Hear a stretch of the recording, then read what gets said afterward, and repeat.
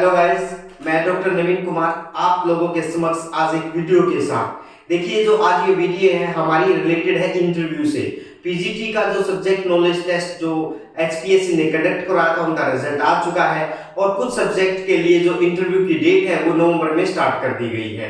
तो कैंडिडेट जो कुछ एस्पिरेंट्स हैं उनका हमारे पास स्पेशल मैसेज आया है कमेंट्स में कि सर हमारा जो डेमो है इंटरव्यू का वो करवा दीजिए और इंटरव्यू के लिए कुछ पॉइंट्स हैं वो हमें बता दीजिए ताकि जो हमारा इंटरव्यू है वो स्मूथ से निकल जाए। देखिए, जो बच्चे हम जब इंटरव्यू की बात आती है किसी भी पोस्ट के लिए सबसे बड़ी प्रॉब्लम क्या होती है, वो इंटरव्यू फोबिया होता है। कैंडिडेट के अंदर जो way of talking, way of communication and way of wearing dress, आपका जो ड्रेस कोड है वो काफी प्रॉब्लम क्रिएट करता है। जिस दिन आपका इंटरव्यू है वो आप ड्रेस वही डालें जो आपको कॉन्फिडेंट दे, जिसमें आपका कॉन्फिडेंस ज्यादा हो। बच्चे क्या करते हैं, कोई भी कोट या इस तरीके की ड्रेस लेते हैं जिससे उनका कॉन्फिडेंस लेवल गो डाउन होता है। कुछ कैंडिडेट पैंट और शर्ट में, व्हाइट शर्ट में, वो उनका कॉन्फिडेंस बहुत हाई लेवल होता है क्योंकि उनको शर्ट अच्छी लगती है, इसलिए ड्रेस कोड बहुत जरूरी है। आप एक अच्छी ड्रेस कोड भी जरूर पहने क्योंकि जिसमें आपका कॉन्फिडेंस हाई हो।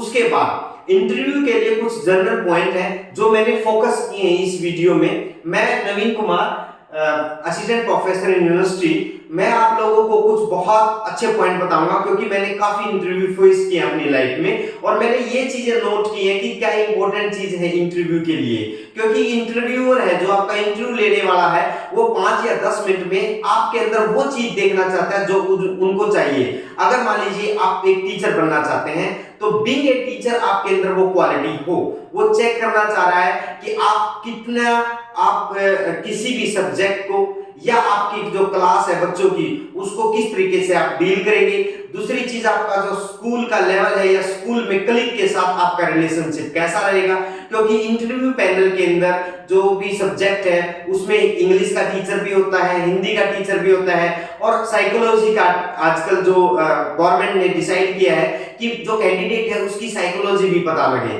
तो इसलिए आपकी जो साइकोलॉजी है वो जानने के लिए कैंडिडेट को वहां इंटरव्यू में बैठा दिया जाता है, वो बताए कि आपकी साइकोलॉजी क्या है, आप कितना सच और कितना झूठ बोल रहे हैं। इन्हीं चीजों को लेकर कुछ जनरल पॉइंट्स हैं वो अभी हम डिस्कस करेंगे। पीजीटी का जो इंटरव्यू है उसमें इंपॉर्टेंट चीज क्या है, आप ब्रीफ इंट्रोडक्शन।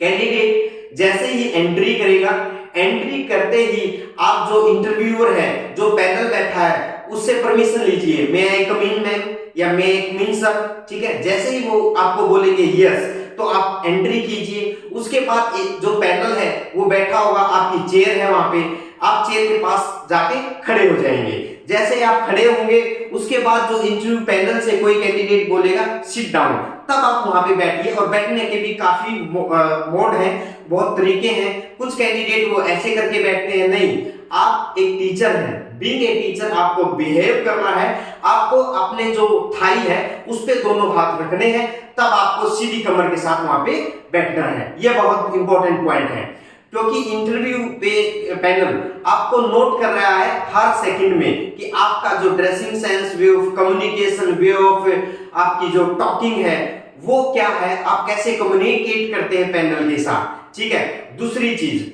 आपको जैसे ही बैठने के लिए बोला जाएगा आप बैठेंगे। बैठते ही आपसे बोला जाएगा, कोई भी जो पैनल को चेयर कर रहा है कैंडिडेट इंटरव्यू में, वो आपको बोलेगा गिव योर ब्रीफ इंट्रोडक्शन, ठीक है। ब्रीफ इंट्रोडक्शन क्या होता है कि आपका 2 मिनट का इंट्रोडक्शन हो, उसी में आपको वो पहचान लेते हैं कि आपका way of communication and way of talking क्या है। सपोज मैं एक डमी कैंडिडेट हूं, जैसे ही मुझे बैठने के लिए और ब्रीफ इंट्रोडक्शन के लिए बोला जाता है, मैं पैनल के पास जाके मैं बैठूंगा। बैठते ही वो मेरे से बोलेंगे कि गिव योर ब्रीफ इंट्रोडक्शन। मैं ब्रीफ इंट्रोडक्शन कैसे दूंगा वो सुनिए। Myself Naveen Kumar, I did my UG from XY college affiliated to YZ University in year XY year, ठीक है। Then I went to MA या MSc program from XY University in this year. Then I went for doctoral program या PhD program in this year from this university. उसके बाद आपको आपकी belongingness बतानी होती है क्योंकि बच्चे बिलोंगिंगनेस अगर आप बताएंगे तो वो उससे क्या होगा, आपका एक पॉजिटिव पॉइंट है। क्योंकि इंटरव्यूअर को आपके बारे में पता होगा कि आप कहां से बिलोंग करते हैं। जैसे आप बोलेंगे I belong to city Panipat in Haryana, ठीक है।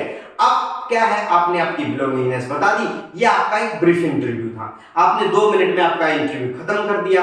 अब जो इंटरव्यूअर है आपसे क्वेश्चन पूछेगा। अब जो बिलोंगिंगनेस है वो क्यों है, क्योंकि जो आप पीजीटी का एग्जाम है उसमें कैंडिडेट बाहर से भी हैं, वो स्टेट राजस्थान से भी हो सकते हैं, पंजाब से भी हो सकते हैं, हिमाचल प्रदेश से भी, दिल्ली से भी, ठीक है, यूपी से भी, तो वो आपको स्टेट बताना बहुत जरूरी है। फिर आपका सिटी क्या है, बिलोंगिंगनेस में I belong to Panipat city, ठीक है। अगर आपका कोई टाउन है, पानीपत में भी अगर कोई टाउन है तो टाउन के बारे में बताइए, x town in Panipat, district Panipat in Haryana state, ठीक है। ये आपका बिलोंगिंगनेस का एक तरीका है बताने का, क्योंकि आप सीक्वेंस में सारी चीजें बता रहे हैं। पहले टाउन बताएंगे अगर आप टाउन से बिलोंग करते हैं, फिर उसके बाद आप सिटी बताएंगे, वो टाउन किस सिटी में आता है और वो सिटी किस में, स्टेट में आता है, ठीक है। बच्चे इस चीज को ध्यान रखें, स्टेट बताना बहुत जरूरी है। उसके बाद इंटरव्यूअर क्या करता है, आपकी सिटी से रिलेटेड कुछ इंफॉर्मेशन आपसे पूछ रहा है, क्योंकि सपोज अगर आप, मैंने बताया मैं पानीपत से बिलोंग करता हूं, ठीक है। अब पानीपत से वो आपसे क्वेश्चन, यहीं से क्वेश्चन करना स्टार्ट करेगा, क्योंकि आपका ब्रीफ इंट्रोडक्शन हो चुका है। जैसे ही आपने ब्रीफ इंट्रोड्यूस किया, उसने तुरंत आपके सिटी से क्वेश्चन पूछना स्टार्ट किया। अब आपसे पूछेगा कि पानीपत फेमस है किस चीज के लिए, या पानीपत के बारे में कुछ हमें बताइए। तो पानीपत जो है आपको पता होना चाहिए। पहले आप बता सकते हैं कि पानीपत का जो युद्ध हुआ था वो पानीपत में ही हुआ था, ठीक है। उसके बाद आप बता सकते हैं ऑयल रिफाइनरी है पानीपत में, उसके बाद बुनकरों का शहर बोला जाता है पानीपत को, ठीक है। इब्राहिम लोदी का टॉम क्या है, पानीपत में है। काबुली बाग है वो पानीपत में है। तो पानीपत के 5 या 10 पॉइंट, मैं स्पेशल पानीपत के बारे में नहीं बोल रहा, आप जिस भी सिटी से बिलोंग करते हैं तो 5 या 7 ऐसे पॉइंट आपके याद हो, और जो इंपॉर्टेंट हो, हिस्टोरिकल पॉइंट हो, ज्योग्राफिकल पॉइंट हो या पॉलिटिकल पॉइंट हो। क्योंकि हो सकता है पॉलिटिकल पॉइंट भी कोई न कोई ऐसा सिटी में है जिससे कोई चीफ मिनिस्टर बिलोंग करता हो, या कोई कैबिनेट मिनिस्टर सेंट्रल गवर्नमेंट में बिलोंग करता हो, या कोई ऐसा खिलाड़ी हो जो बहुत इंपॉर्टेंट है। तो इसलिए आपको अपने सिटी के 5 से 7 पॉइंट याद, या कोई हिस्टोरिकल पॉइंट है वो जरूरी है, ठीक है। उससे रिफ्लेक्ट होता है क्या चीजें, कि आप एक टीचर होने के नाते जो आपकी सराउंडिंग की इंफॉर्मेशन है वो भी आपकी बहुत अच्छी है, ठीक है। उसके बाद जैसे ही आपने ये खत्म किया, उसके बाद सेकंड आपसे पूछेंगे why did you choose this profession. सबसे बड़ा क्वेश्चन होता है कि ये प्रोफेशन आपने क्यों सेलेक्ट किया, ठीक है। आपने ये जो प्रोफेशन है टीचिंग का, ये क्यों आपने चुना, सबसे बड़ा क्वेश्चन है। अब बच्चे क्या करते हैं, जैसे उसने आपसे क्वेश्चन पूछा कि why did you choose this profession, आपने ये जो प्रोफेशन था ये आपने क्यों इसको अपनाया, इसका हमें बताइए। तो बोलेंगे कि हम देशभक्ति है, या मैं अपने देश से ज्यादा प्यार करता हूं। नहीं, ये आपका आंसर नहीं होना चाहिए। बीइंग ए टीचर, आपके पास एकदम से स्टिक इनर वॉइस आपकी जो है, आप टीचर क्यों बनना चाहते हैं वो जरूरी है। पहले आप बताइए कि आप टीचर का प्रोफेशन आपने सिलेक्ट क्यों किया, ठीक है।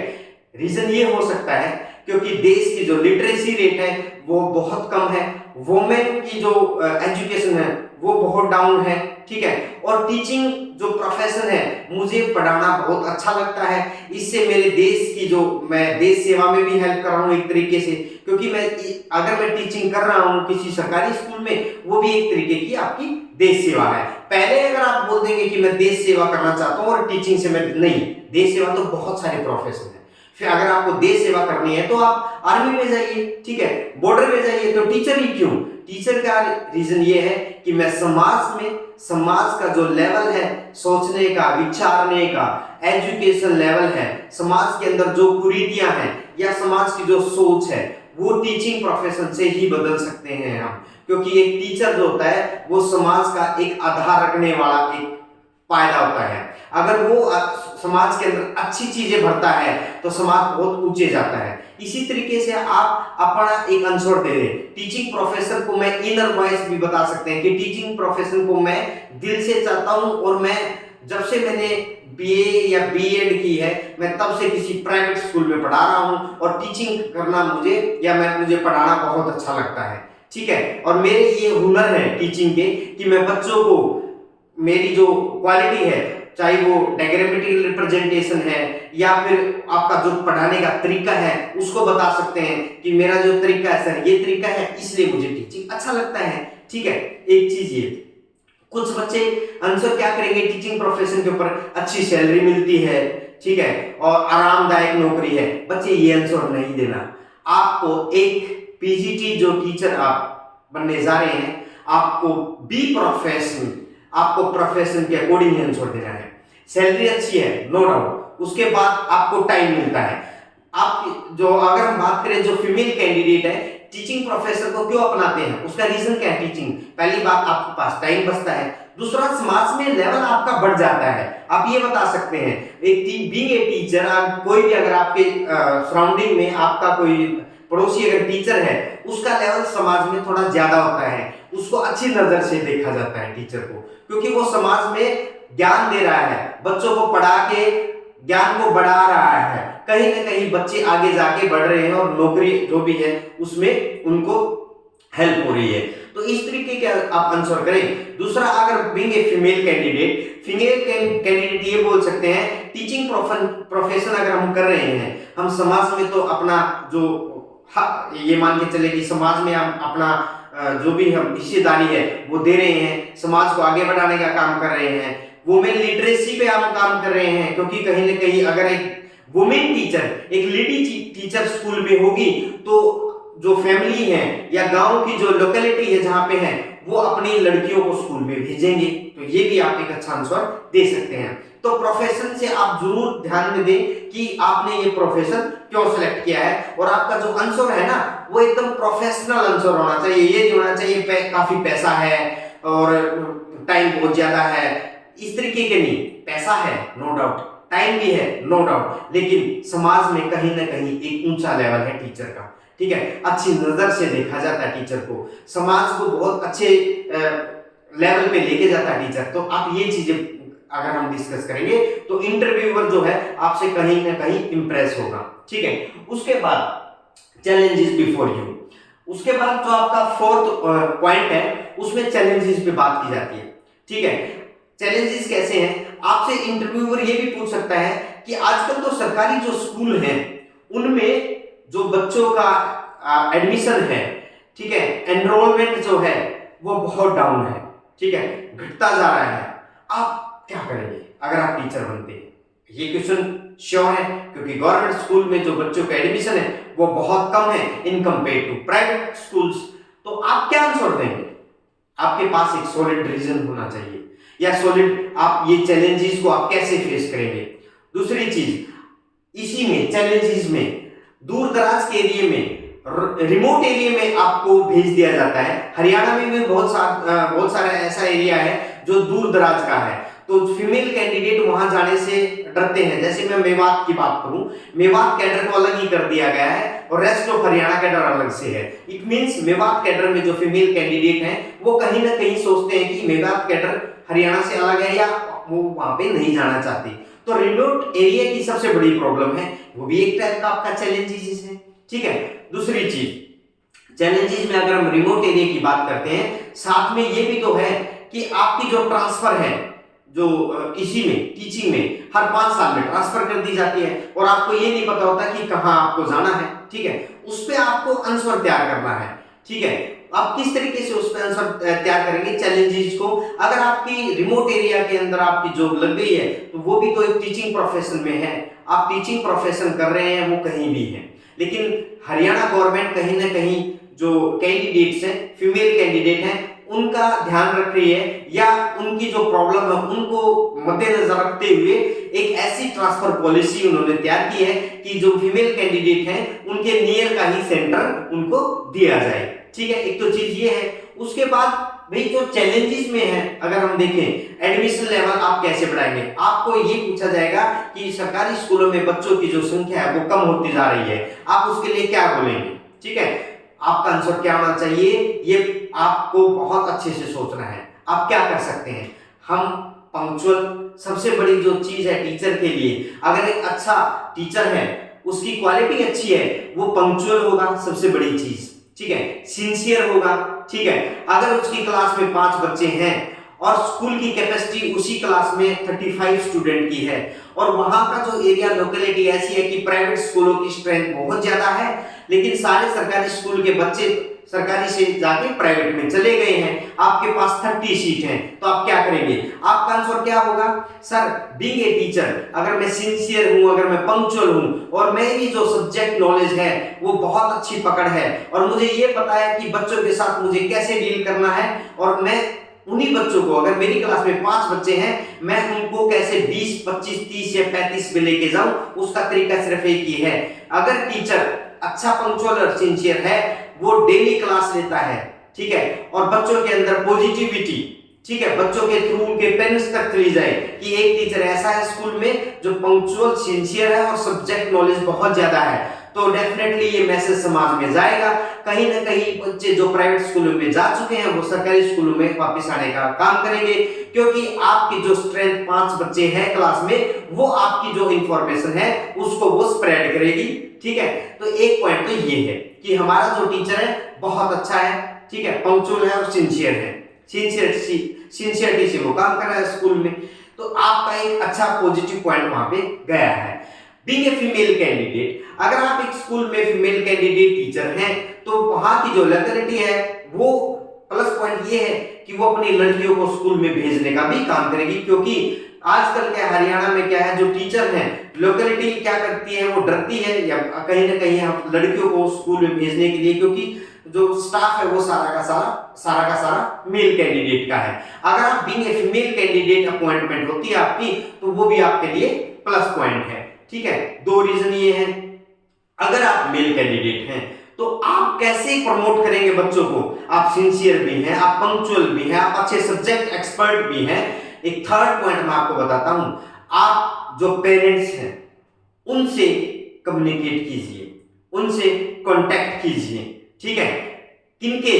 जो बच्चे जा चुके हैं उनके नहीं, जो बच्चे स्कूल में आपकी क्लास में 5 या 7 बच्चे हैं उनके पेरेंट्स से रेगुलर कांटेक्ट कीजिए, उनसे बात कीजिए।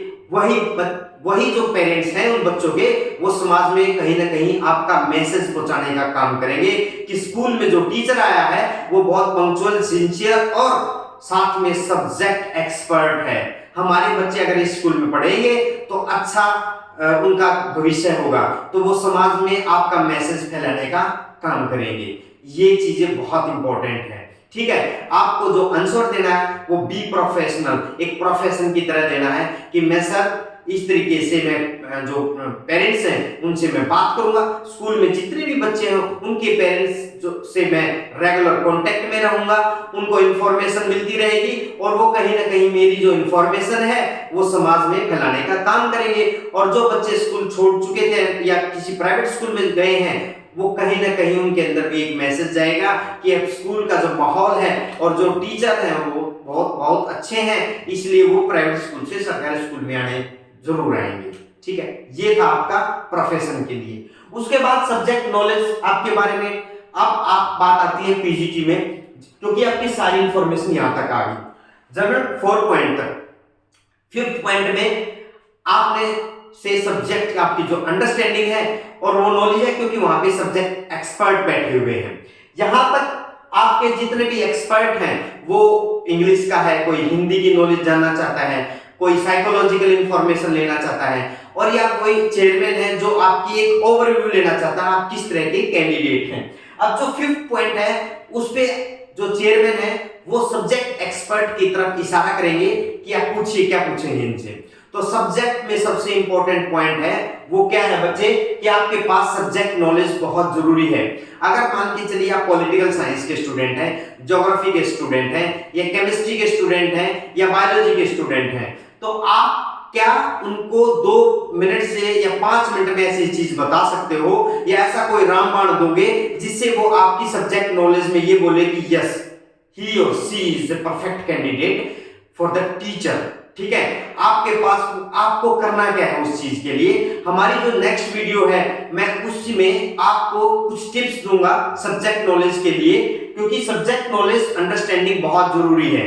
क्योंकि कैंडिडेट ने 4 पॉइंट तक आपकी इंफॉर्मेशन जो भी इंटरव्यूअर उन्होंने ले ली, आपका ओवरव्यू, अब बात आती है आपके सब्जेक्ट के ऊपर, क्योंकि आपका इंटरव्यू बहुत इंपॉर्टेंट है। इंटरव्यू में आपके जो मार्क्स हैं वो सब्जेक्ट पे भी डिपेंड करते हैं, आपकी उसमें कितनी पकड़ है।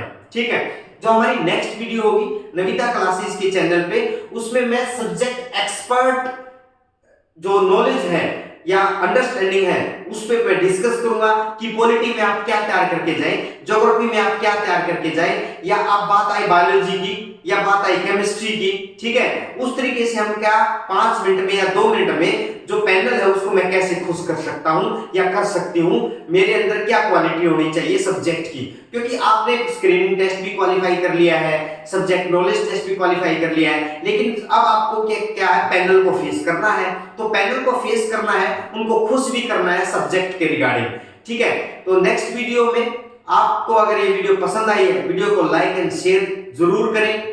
आप सभी साथी जितने भी एस्पिरेंट्स हैं, क्योंकि हमारा नया चैनल है, मैं नविता क्लासेस में डॉक्टर नवीन कुमार आप लोगों की हेल्प के लिए सब्जेक्ट नॉलेज एक्सपर्ट। इसी तरीके से इंटरव्यू की कोई भी प्रॉब्लम है आप हमारे कमेंट सेक्शन में डाल सकते हैं, वहां पे हमें मैसेज कर सकते हैं, ताकि आपकी जो इंडिविजुअल्स कोई भी प्रॉब्लम है या इंटरव्यू के रिगार्डिंग जो फोबिया है वो दूर करने का हम काम करें।